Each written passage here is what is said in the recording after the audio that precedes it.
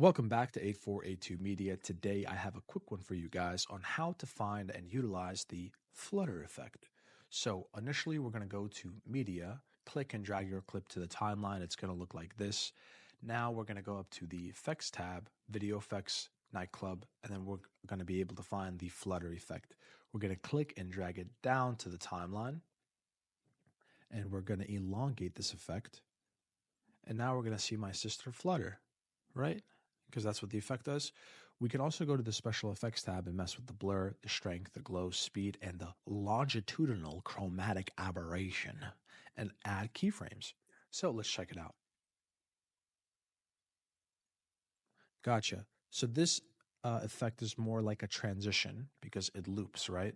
So we'll wait a couple of seconds and it's gonna loop. And it's gonna loop, right?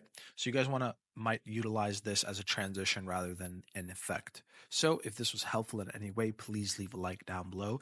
If you have any questions, comment down below. Thank you guys for watching and have a great day.